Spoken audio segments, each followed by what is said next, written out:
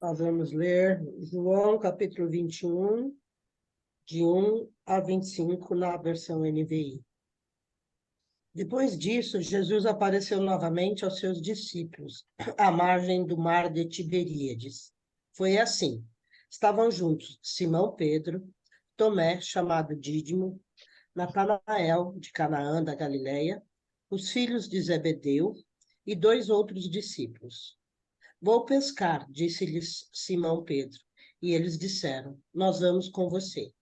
Eles foram e entraram no barco, mas naquela noite não pegaram nada. Ao amanhecer, Jesus estava na praia, mas os discípulos não o reconheceram. Eles lhes, ele lhes perguntou: Filhos, vocês têm algo para comer? Eles responderam que não. Ele disse: Lancem a rede do lado direito do barco e vocês encontrarão. Eles a lançaram e não conseguiam recolher a rede, tal era a quantidade de peixes. O discípulo a quem Jesus amava disse a Pedro: É o Senhor. Simão Pedro, ouvindo-o dizer isso, vestiu a capa, pois a havia tirado, e lançou-se ao mar. Os outros discípulos vieram no barco, arrastando a rede cheia de peixes, pois estavam apenas a cerca de 90 metros da praia. Quando desembarcaram, viram ali uma fogueira, peixes sobre brasas e um pouco de pão. Disse-lhe Jesus: Tragam alguns dos peixes que acabaram de pescar. Simão Pedro entrou no barco e arrastou a rede para a praia. Ela estava cheia. Tinha 153 grandes peixes. Embora houvesse tantos peixes, a rede não se rompeu. Jesus lhes disse: Venham comer. Nenhum dos discípulos tinha coragem de lhe perguntar: Quem és tu? Sabiam que era o Senhor. Jesus aproximou-se, tomou o pão e o deu a eles, fazendo o mesmo com o peixe. Esta foi a terceira vez que Jesus apareceu aos seus discípulos depois que ressuscitou dos mortos. Depois de comerem, Jesus perguntou a Simão Pedro: Simão, filho de João, você me ama mais do que estes? Disse ele: Sim, Senhor, tu sabes que te amo. Disse Jesus: Cuide dos meus cordeiros. Novamente, Jesus disse: Simão, filho de João, você me ama? Ele respondeu: Sim, Senhor, tu sabes que te amo. Disse Jesus: Pastorei as minhas ovelhas. Pela terceira vez, ele disse: Simão, filho de João, você me ama? Pedro ficou magoado por Jesus lhe ter perguntado pela terceira vez: Você me ama? E lhe disse: Senhor, tu sabes todas as coisas e sabes que te amo. Disse-lhe Jesus: Cuide das minhas ovelhas. Digo-lhe a verdade. Quando você era mais jovem, vestia-se e ia para onde queria. Mas quando for velho, estenderá as mãos e outra pessoa o vestirá e o levará para onde você não deseja ir. Jesus disse isso para indicar o tipo de morte com a qual Pedro iria glorificar a Deus. E então lhe disse: Siga-me. Pedro voltou-se e viu que o discípulo a quem Jesus amava os seguia. Este era o que estivera ao lado de Jesus durante a ceia e perguntara: Senhor, quem irá te trair? Quando Pedro ouviu, perguntou: Senhor, e quanto a ele? Respondeu Jesus: Se eu quiser que ele permaneça vivo até que eu volte, o que lhe importa? Quanto a você, siga-me. Foi por isso que se espalhou entre os irmãos o rumor de que aquele discípulo não iria morrer. Mas Jesus não disse que ele não iria morrer, apenas disse: Se eu quiser que ele permaneça vivo até que eu volte, o que lhe importa? Este é o discípulo que dá testemunho dessas coisas e que as registrou. Sabemos que o seu testemunho é verdadeiro. Jesus fez também muitas outras coisas. Se cada uma delas fosse escrita, penso que nem mesmo no mundo inteiro haveria espaço suficiente para os livros que seriam escritos. Amém.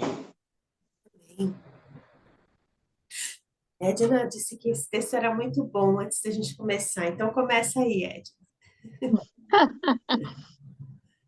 Não, eu achei assim três partes muito importantes nesse texto que me fez refletir e me fez pensar muito, né? A primeira coisa aí foi a questão da importância do recomeço, né? Jesus foi embora, ressuscitou e eles ficaram ali, ali, né, naquele quarto esperando, né? Aí eu vejo assim, chegou uma hora que eles falaram assim, mas o que que você vai fazer aqui? Né? E ficaram, o que que tem para fazer? Ah, vamos pescar. É aquilo que eles sabiam que ia fazer, né? E eu me lembrei assim do tempo, da época quando o Carlos foi embora, né? Eu fiquei um tempinho aqui trancada também em casa, sabe? O que que eu vou fazer da minha vida agora, né? Já que o meu companheiro não estava mais comigo, né? Aí chegou a hora do recomeço. Preciso fazer algo para recomeçar uma vida agora diferente, né? Sem o meu companheiro, né? Então, quando eu li essa parte, eu me lembrei da minha situação, né? Eles estavam ali, quem estava com ele esteve com ele durante 3 anos, não estava mais. Então, eles ficaram ali pensando, o que que eu vou fazer da minha vida, né? O que que vai acontecer agora? E foi nesse momento que eles saíram para fazer o que eles sabiam fazer, né?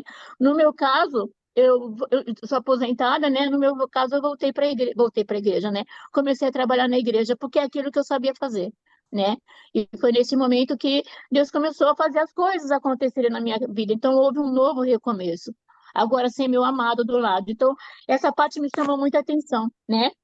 E a outra parte também que chamou atenção foi João, né? João estava lá no mar, 90 metros da praia. Quando Jesus falou, ele olhou, João foi o primeiro a enxergar Jesus, né?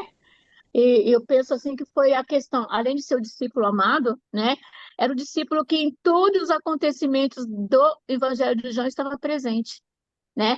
Fiquei pensando na mulher samaritana, né? Quem deveria estar ali com Jesus para narrar com tantos detalhes a situação da mulher samaritana? João estava ali, né? Então, eles, quando viu Jesus, acho que era aquele que mais participou de todas as histórias para poder narrar esse evangelho. Então, só dele ver, ele já sabia que ali era Jesus. Ele ouviu a voz, ele entendeu a voz, então ele conseguiu decifrar quem estava falando para fazer aquilo. Isso eu achei muito interessante. Quanto mais próximos de Deus, quanto mais próximo de Jesus, nós conseguimos ouvir a voz e reconhecê-los, mesmo que distante. Nós conseguimos reconhecer Jesus.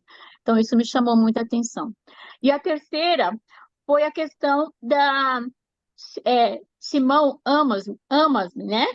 E eu fiz um estudo assim, de três, e ele falou de dois tipos de amor. Existem vários tipos de amor, mas nesse texto se fala sobre dois tipos de amor: o amor ágape, que é o amor incondicional, e o amor filéu, que é o amor de companheiros. Nas duas vezes que Jesus pergunta para Pedro se ama, Jesus estava falando, usando o grego, né, do amor incondicional, né? Então, quando Jesus perguntava, Simão, ama-me, ágape, amor incondicional, Pedro responde, amo, filéu, amor de amizade, né? Nessas duas vezes. Então, ele tem essas duas intenções. E na terceira vez, Jesus, ele não usa mais o amor ágape, mas usa o amor filéu, né? Aí Pedro cai na real, porque ele responde com amor filéu também. Então, as duas primeiras vezes, Jesus fala sobre o amor incondicional para Pedro e ele não consegue entender que tipo de amor, né? Mas aqui, no último, Jesus fala, Pedro, amas o amor filéu? Aí Pedro se reconhece o que ele tinha feito, né? E aí houve a restauração de Pedro nesse momento. Então, foram essas três partes aí que me chamou muita atenção, né? Tudo Sobre bem? essa, amei, muito bonita, só as três partes que chamam a tua atenção. Sobre essa questão, eu vi um pastor falando que eu gostei muito. Ele fala que Jesus pergunta, Pedro, você me ágape, né? E É, ele é, responde, Senhor, eu te filéu. Léo, E significava assim, você tem um amor incondicional? E Pedro falou, Senhor, o amor que eu tenho é humano, né? isso. Eu não consigo amar o Senhor incondicionalmente como o Senhor me ama. E eu acho interessante que da última vez, quando Jesus pergunta, então você me filéu? Aí ele fala assim, filéu eu consigo, porque é o que eu consigo, né? Eu achei isso tão significativo, porque às vezes a gente quer amar a Deus com o amor ágape, mas esse amor ágape, ele não vem de nós, ele não está em nós, ele está em Deus, né? Porque nós somos transitórios, nós somos inconstantes, né? Muito, muito bacana as três. E o recomeço aí foi demais, hein? Muito bom. E vocês, minhas queridas, o que mais vocês viram legal aqui?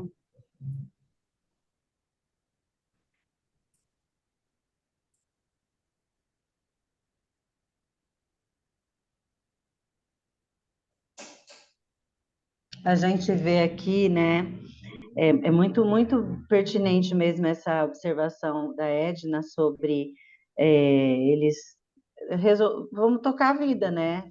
Tivemos tudo isso aqui, vamos aguardar, né? E a gente viu bem que Pedro teve aquela situação de negar, né? De se arrepender e voltar a estar com o grupo. E aqui Jesus fala tudo isso para Pedro depois de Pedro negar Jesus, mesmo que ele se arrependesse. Então, até o Edmilson pregou domingo em Romanos, quando fala que Deus traz à existência aquilo que não existe, né?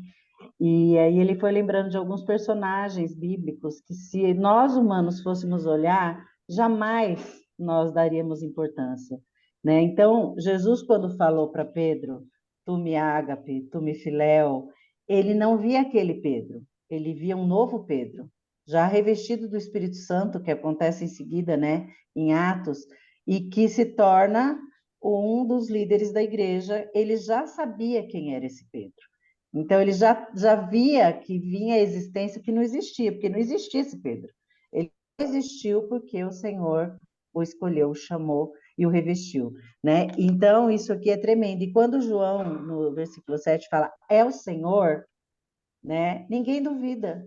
Pedro já, impulsivo como sempre, já se joga na água e fala, vou chegar primeiro para abraçar esse Senhor, né? Então, aqui eles já o reconheciam como Senhor, né? O Kyrios, o que cuida, o que governa. Então, realmente é um capítulo que nos traz, né, esse chamado profundo, né? Do cuidado, do apacenta, do cuida, né? Ele deixou essa missão para Pedro e para aqueles que ali estavam, né? De cuidar, de apacentar, ele fala apacentar, pastorear e apacentar, né? As ovelhas. E eu vejo isso para nós também. Ele nos vê naquilo que nós não vemos, né? Então, esse sair do nosso estado que nós estamos e ir para aquilo que Deus tem para nós requer de nós uma atitude.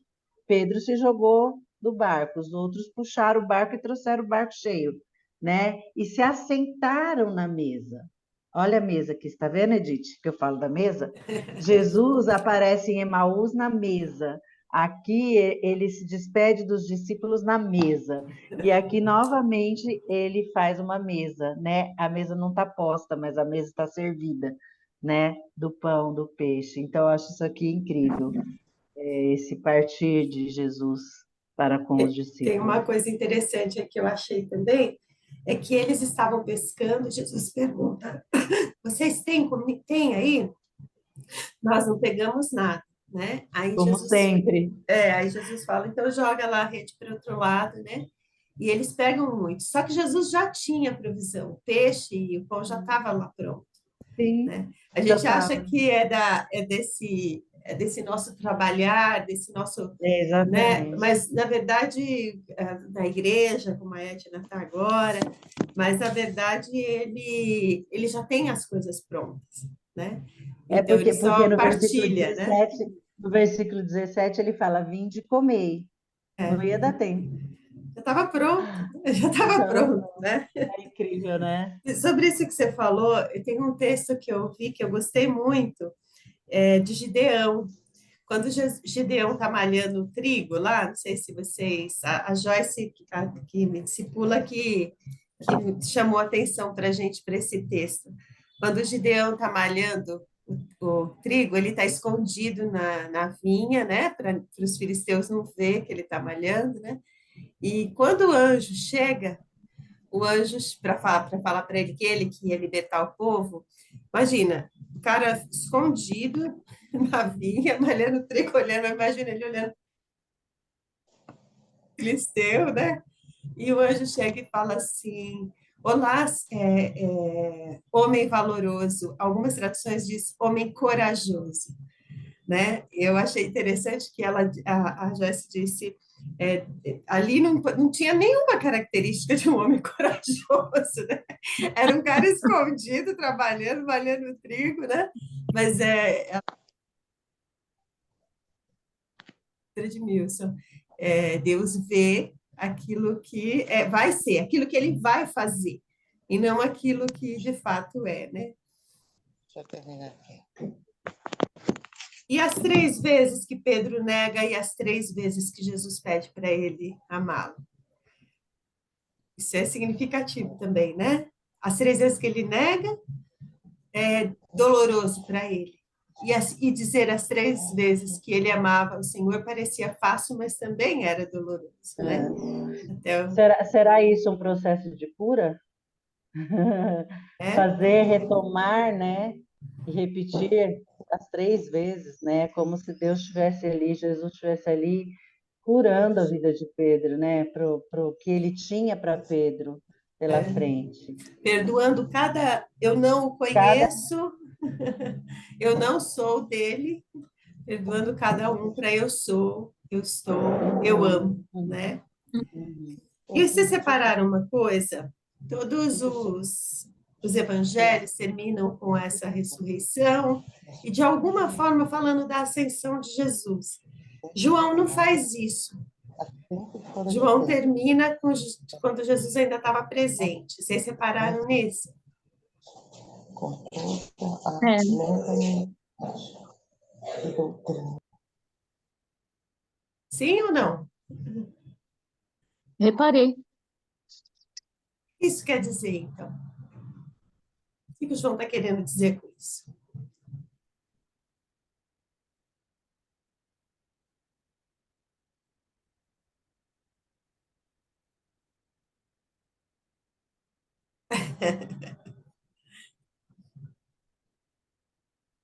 Tem 3 que tá com. A Cícera está com cara de eu não vou falar nada, vou me segurar hoje. Eu acho, eu não sei se eu vou falar besteira ou bobeira, mas eu acho que o objetivo de Jesus é colocar os discípulos na rota, naquele momento, com a presença dele, né? Porque não sei se estou falando alguma coisa, mas foi uma coisa que eu anotei aqui quando estava fazendo a leitura, né? Então, Jesus estava ali e não terminou com ele ressurreto, porque nos outros capítulos Jesus deu todas as diretrizes do que eles deveriam fazer, né? E Jesus ainda permanece aqui para que depois, porque a gente vê aqui somente Paulo que traiu Jesus, mas os outros discípulos também traíram, né? Não falaram, Pedro, não falaram, né? Não falaram, mas eles também traíram, porque eles sumiram, eles foram embora, né? De alguma forma também eles traíram. Só João mandaram... que não, né? É só o João que ficou ali, né, rodeando, né, ali do lado. As pessoas, inclusive, eu estava fazendo uma leitura que você também é um deles. Como aquela mulher fala também é um deles, isso significa que ela sabia, porque estava João e Pedro. Ela sabia também que João era seguidor, mas João não negou, continuou ali, né? E Pedro negou assim como os outros, né? E penso eu que Jesus apareceu naquele momento ali para colocá-los na rota, porque eles estavam, como eu falei, eles estavam ali sentados, sem saber o que fazer, foram pescar, né? Então Jesus aproveitou aquele momento para que eles tivessem o conhecimento e perceba aqui que João fala assim, Jesus fez muitas outras coisas, a gente não sabe o que ele deve ter falado naquele momento com os discípulos ali naquela cerimônia que estava realizando novamente.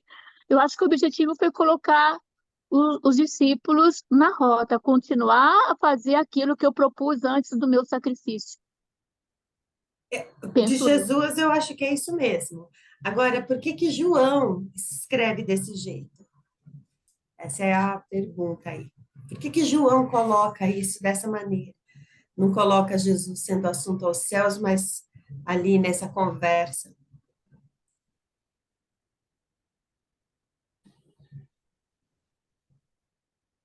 Enquanto vocês pensam nisso, eu queria falar uma outra coisa. Eu ouvi também uma coisa interessante. Pedro, quando ele nega Jesus, tanto João quanto ele estava ali, e João não tinha medo de ser reconhecido como um deles, mas Pedro teve. Por quê? Porque Pedro levou a espada, e Pedro se lançou contra a guarda, né? E teve que ser apaziguado. Então, a pessoa dizia, achei interessante também, que quando a gente está armado demais para defender Jesus, depois a gente tem que se recuar e às vezes negar, né? E João não estava armado para defender Jesus. João sabia que Jesus se defenderia, então ele pôde ficar tranquilamente, mesmo porque eles não prenderiam ele porque ele era seguidor de Jesus, né? O medo do Pedro era porque ele tinha se rompido contra a guarda. Aí sim ele poderia ser chamado como um dos salteadores ali, dos rebeldes, vamos dizer, dos zelotes, né? Então achei interessante isso. Mas voltando para a pergunta original, por que que João termina esse livro desse jeito e não termina falando da assunção de Jesus aos céus e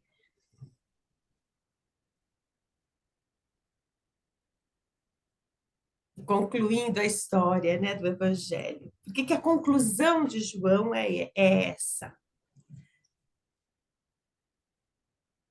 Não? Porque para João... Seria- Ah, desculpa, fala-se. Olha, Não, eu vou fazer vou conjecturar um negócio, eu não sei se é isso. Eu não tinha pensado nisso, de verdade, não tinha pensado. Mas com a sua fala, eu comecei a pensar.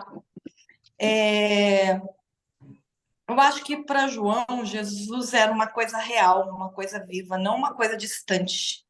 Era uma coisa próxima, porque ele sabia quem era Jesus, e ele sabia mesmo que depois da ascensão Jesus estaria presente. Porque Jesus já tinha falado todas aquelas coisas, né? Vou deixar o Espírito Santo, vai ajudar, que vai fazer com que vocês se lembrem de tudo que eu ensinei. Então, a ascensão de Jesus para João não era uma coisa distante, era uma coisa presente que estava dentro dele. E eu acho que isso fez toda a diferença na vida de João, sabe? Desde o momento que ele entendeu quem era Jesus, fez uma diferença e tanta. Não que Pedro não tenha isso. Eu acho que é aquela questão da velocidade que a gente conversou, né? Cada um numa velocidade. João era aquele cara pacato, aquele cara que conseguia observar, analisar e viver. Pedro era aquele cara que respondia com toda a reação que vinha, né? E que precisou do amadurecimento para poder começar a entender. E a gente observa aqui no texto, que nós começamos a ler. Pedro, ele já era líder, gente. Estava claro aqui, ó. Claro, o texto deixou claro para a gente. Jesus enxergava muito além, muito mais. Mas quem estava com Pedro também enxergava, de uma forma ainda nublada, mas enxergava. Porque o texto diz para a gente aqui que Pedro disse, eu vou pescar. E os outros disseram para ele, nós vamos com você. Então, quer dizer, às vezes Deus, às vezes não, sempre, Deus já enxerga aquilo que nós já carregamos há tempos e outras pessoas. Às vezes o que falta para a gente é o amadurecimento. E às vezes é o que a gente exige do outro muito rápido, né? E não vai ser assim. Vai existir os Joãos, vai existir os Pedro. Eu, de verdade, eu sou Pedro, gente. De verdade, eu sou Pedro. Eu queria ser João, mas eu não sou. Não sou. E Jesus um dia viu lá atrás e viu coisas que eu não consigo enxergar até hoje. Eu não vejo. A Jesus olha e fala, mas eu vejo. Então, cada um na sua velocidade. E assim, o texto, para mim, Jesus perguntando a Pedro se tu me amas, é lindo porque vai além daquilo que eu consigo fazer em relação a Jesus, mas é o que Jesus consegue fazer em relação a mim, sabe? Porque muitas vezes eu espero do outro aquilo que Jesus pode fazer.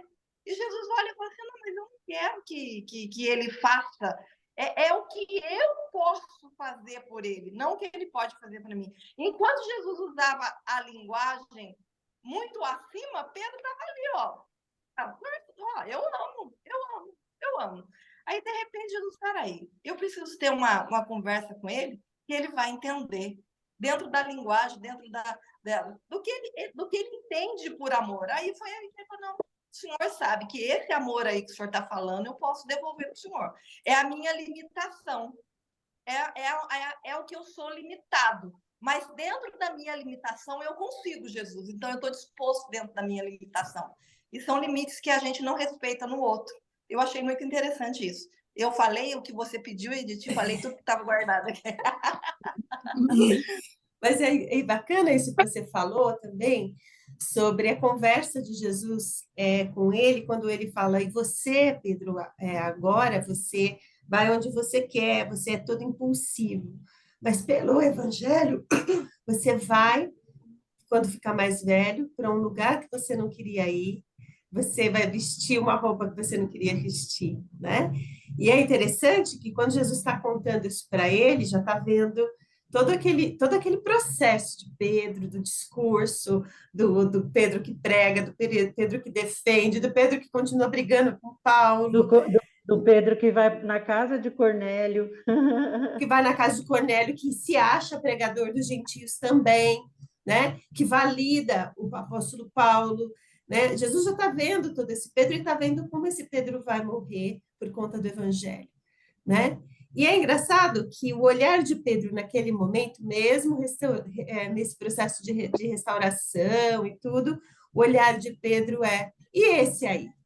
É interessante como nós também queremos saber o que é do outro, né? E Jesus não tem conversa com Jesus, gente. Com a gente também não tem. Jesus não tem meias palavras com a gente, né? E ele fala para ele, que te importa, Pedro? Que te importa o que eu quero fazer com ele? Né? É exatamente isso que você estava falando, assim. O que me importa é o que eu vou fazer para você, é o que eu vou fazer com você. O que eu vou fazer com ele, que te importa? Se eu quiser que ele fique vivo até eu voltar, né? E é engraçado que é com esse João que deixa Jesus presente, né? Eu acho que esse final de João é para dizer que Jesus continuava presente. É com esse João que deixa Jesus presente que Jesus se revela no Apocalipse. É esse João que ama o Senhor, né? Como a Cícera disse, que traz esse Jesus para ficar aqui perto. Não importa se fisicamente ele foi assunto aos céus. Para ele é um Senhor presente, né? Eu achei muito bacana esse final por isso, né? E engraçado que João, ele tem uma preocupação de não dizer que é ele, né? E ele fala, mas não foi isso que Jesus disse, que eu não ia morrer, porque se espalhou, né, uma notícia de que João não morreria. E ele fala, não foi isso que ele quis dizer, né? A preocupação de João também de escrever. O que ele disse é que não importava para Pedro se eu ia viver ou se eu ia morrer, né? E aí ele termina falando, esse é o discípulo, único momento em que ele vai dizer quem ele era nessa história. Jesus é tão importante na história para João que ele prefere não se referir a si mesmo, a não ser como o que ele amava, e no final ele se revela o autor. Esse é o discípulo que está escrevendo essas coisas para vocês. E eu tinha o desejo de escrever muito mais, mas como é que eu iria escrever? Se em todos os livros, se houvesse espaço em todos os livros, ainda não caberia tudo que eu vivi com esse meu mestre, né? Então, foram essas as histórias que eu pude contar para vocês. E eu espero, como ele diz no final do 20, né? Eu espero que vocês creiam. É por isso que eu escrevi, né? Um Jesus presente. Nós estamos falando de Natal, chegando aí na época das luzes, mas a luz principal é essa luz presente, né? É um Jesus presente, não é um Jesus bebê, mas foi bebê, não é um Jesus criança, mas foi criança, né? Mas ele continua presente, né? Bacana essa. Pedro vivendo já a eternidade, né? Assim, eu acho que ele já tinha essa coisa do eterno, né? Começou Sim, aí, já para sempre. é. Quando ele começa o livro, Pedro não, João, desculpa, João, João. quando ele começa o livro falando, no princípio era o verbo, né? De alguma forma ele já está indicando que esse verbo eterno que estava no princípio é o verbo que continua, né? Eu me apaixonei pelo livro de Apocalipse quando recebi de Deus, nós recebemos, a Cícera, eu e a Heloísa, recebemos de Deus essa revelação do Apocalipse, por conta dessa história contada por João por uma outra ótica, né, de uma outra perspectiva, né?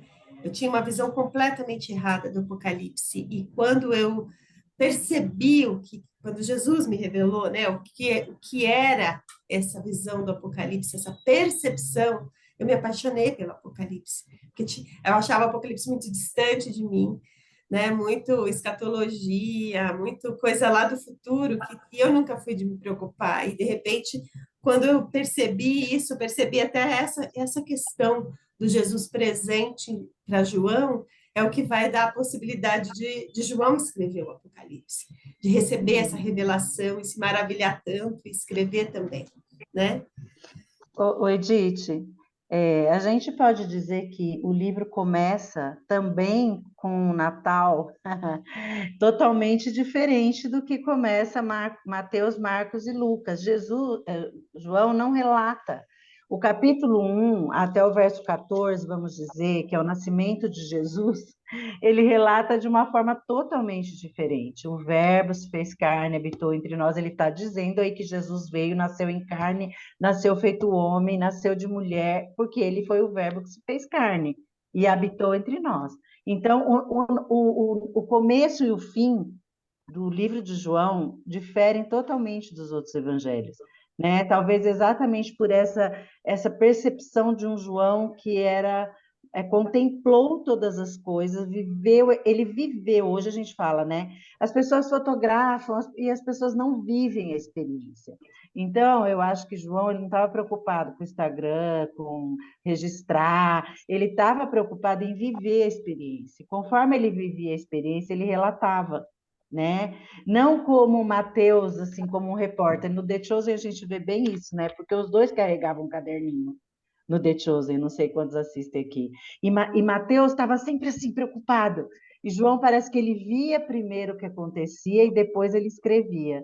Então, essa vivência dele ao lado de Jesus, né, trouxe, porque você vê que ele termina o capítulo 20 e o capítulo 21 da mesma forma, porque no 20 ele fala o objetivo do evangelho, no 30 e no 31. Na verdade, Jesus fez outros sinais, né? Esses eu registrei porque eram importantes. E ele termina falando, esse é o discípulo que dá testemunha, tem muitas outras coisas. Então, nos dois, eu acho que ele termina com a mesma fala, dizendo, houve muito mais, muito mais. Mas o que o Senhor revelou pelo Espírito que devia estar aqui, está aqui. Que eu acho que é isso que muitas pessoas não entendem, né? Que o Evangelho é a palavra e não contém a palavra. E as pessoas falam, mas por que tem isso escrito? Tem isso escrito porque foi a revelação que Deus deu para João, de uma forma que ele não deu para Lucas, de uma forma que ele não deu para Mateus, porque para Mateus ele deu como ele queria para Mateus. Então, essa é a riqueza dos evangelhos, né? E de ler todos, né? E de ler todos. O propósito de cada um dos evangelhos é muito Específico. expressivo e muito específico. E é muito expressivo que ele seja Sim. tão específico, né? Porque cada um tem uma revelação e cada cada vez que alguém aceita, que alguém diz que Jesus é o Senhor, esses quatro pilares, eles reverenciam, né? Se vocês lerem lá em Apocalipse, os 4 animais que tem em Apocalipse, que tinham olhos por todos os lados, né? Ele fala isso, né? São as visões dos 4 evangelhos, né? Um evangelho do trabalho, do serviço, do boi, um evangelho do leão, que é o evangelho do Mateus, que mostra que ele era o leão da tribo de Judá, o rei, né? Um evangelho que mostra um homem, um Jesus homem, que é o evangelho de Lucas, né? E um evangelho águia, que é o evangelho que mostra Jesus do alto, né? Então, e é interessante, leiam depois, lá acho que é no 4 de Apocalipse, que fala que cada vez quer ver, vamos ler lá, é no 4 mesmo, se eu não me engano, eu acho tão bonita essa passagem. Então, ele entra e ele vê lá os quatro animais, olha, no 6 e 7, diante do trono havia algo como um mar cintilante, no centro, ao redor do trono, havia 4 seres vivos. Eu falei animais, mas ele diz seres vivos aqui, né? Cada um coberto de olhos na frente e atrás. Olha, o evangelho, ele enxerga tudo, ele tem vários olhos, né? O primeiro deles era semelhante a um leão. Olha que interessante como João já coloca na ordem que o canon ia ser escrito. Isso aí, tudo é revelação de Deus, né? O segundo, semelhante a um boi. O terceiro tinha rosto de homem. E o quarto era como a águia em voo. Cada um dos seres vivos tinha 6 asas, inteiramente coberta de olhos, por dentro e por fora. Dia e noite, repetem sem parar, santo, santo. É isso aí que o Evangelho dia e noite diz. Santo, santo é o Senhor Deus, o Todo-Poderoso, que era, que é e ainda virá. Cada vez que os seres vivos dão glória, honra e graças ao que está sentado no trono, aquele que vive para sempre, os 24 anciões. Então, cada vez que o Evangelho de Cristo é pregado e dá glória a Cristo, os 24 anciões que representa toda a história, né? A história os 12 da história do povo judeu e os 12 depois de Cristo, né? Os 24 anciões prostram e adoram o que está sentado no trono. Quer dizer, toda a história se reverencia quando esses evangelhos testemunham de Jesus. É uma beleza a escrita do Apocalipse, que você vê esse João que deixa Jesus na história, que não põe Jesus assunto aos céus, um outro lugar, uma outra dimensão, sei lá como é que a gente falaria isso, outro tempo e um outro espaço. Os evangelhos põem essa assunção, menos o evangelho de João, porque Jesus continua presente para ele, continua presente para nós, continua em nós, né? Não tem como dizer que é um Jesus distante, né? Então, é de uma beleza esse final de João aí, incrível. Certo, meninas? Gente, eu estou anotando aqui, Lucas, foi o leão, o boi, depois eu perdi a águia. Ele tá na ordem. Olha para você Sim, ver como isso é revelação. Primeiro é o leão, que é o Mateus, que Mateus tem o propósito de revelar que Jesus era o rei, era o que vinha, né? Depois é Marcos, que é o boi, é o Jesus que trabalha, é o Jesus que enfrenta a coisa de frente, né? Depois é o homem, que é o Evangelho de Lucas, é esse Jesus humano que conversa, que toca as pessoas, né? E por último então é o homem mesmo. É o homem. E por último é a águia, que é esse evangelho que fala desse Jesus visto do alto, né? De cima. A águia é essa que vê do alto, né? Que voa mais alto, que vê de cima, né? É interessante como, lendo o Evangelho de João, é como se você estivesse numa escada, num caminho para chegar numa escada, e quando você chega nessa escada, você sobe para o alto, né? Você está embaixo, você está subindo. Quer dizer, não na ideia de espaço físico, mas quer dizer, você vai ver de coisas que estão acima do sol em Apocalipse, né? Talvez a mesma história, só que vista sob a ótica do sol, daqueles que estão acima do sol, né? Falei demais de Apocalipse, é porque eu ando tão animada com Apocalipse, vocês já perceberam, né? Eu tô querendo estudar Apocalipse, Eu, porque eu já fiquei também Será toda que vai ser eu tô achando que acho vai que é ser o a próximo, hein, proposta gente? dela. isso Ó, que eu estou pensando, vai ser o próximo ano Apocalipse, porque Amei, amei. a gente tem que só tomar cuidado porque a gente esqueceu de Mateus, e Mateus também é o primeiro, é o rei, esse Senhor que reina na nossa vida, tá lá em Mateus, né?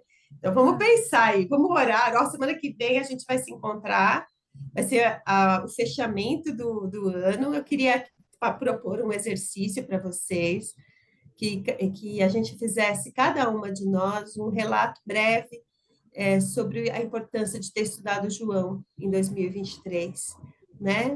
E, e como é significativo esse livro, né? E aí a gente decide. Então, os que estão na concorrência são Mateus, Apocalipse e Atos. Pode ser? A gente não pode esquecer do início da igreja também, gente. Aí, se quiserem, a gente termina os evangelhos. Isso é coisa de gente com toque, né?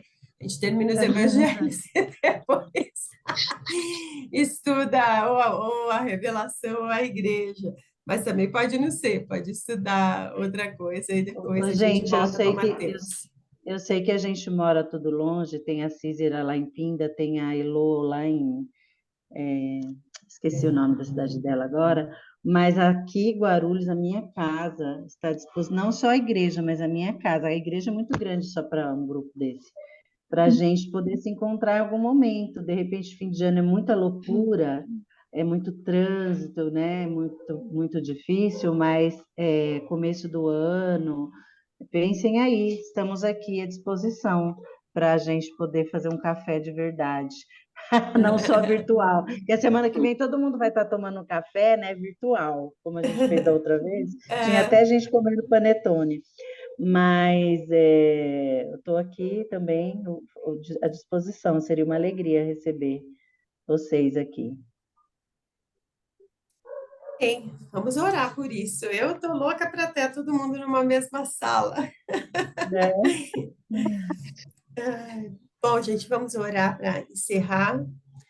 E agradecendo a Deus porque caminhou conosco esse ano, né, de uma maneira tão presente, né? João mexe com umas coisas. O João é muito emotivo, então ele mexe muito com as emoções da gente. Ele toca na ferida e às vezes é duro, mas ao mesmo tempo é tão amoroso que você se sente tão acolhido, né? É uma caminhada mesmo, João. Eu gostei muito da gente ter escolhido o João. Vamos orar. Quem que vai orar? A Mara, que está quietinha? Sempre peço para a Mara orar, tadinha. Ela já está se preparando. Mas é para não perder a Maior tradição. prazer, maior prazer. Ah, querido Deus, muito, muito, muito obrigada, Pai, por esse tempo que o Senhor permitiu que a gente vivesse juntas, estudando a Tua palavra e recebendo, Senhor, tantos detalhes que tantas vezes passa na correria, na leitura rápida que a gente não percebia e agora o Senhor realmente nos mostrou tantas coisas, Pai. Que a nossa vida reflita isso, ó Deus, nos nossos atos, nos nossos pensamentos, que a gente possa ir aprimorando, Senhor, aquilo que o Senhor tem para nós, de uma forma especial, ó Pai, que a gente dê esse cuidado para a Tua palavra, para que ela realmente seja viva em nós, ó Deus. Obrigada pelas minhas irmãs, obrigada por cada vida, Senhor, que participa desse grupo. Que o Senhor coloque as Tuas boas mãos sobre cada uma, sobre as suas famílias, ó Deus. O Senhor conhece o coração de cada uma de nós. O Senhor sabe tudo aquilo que nós trazemos, ó Deus, na Tua presença. Obrigada pela liderança da Edith, obrigada, Senhor, por essa irmã tão preciosa, que o Senhor possa continuar dando a ela condições de estar, ó Deus, nos liderando, nos levando para mais perto de Ti, ó Pai, no conhecimento da Tua palavra e com o Seu testemunho.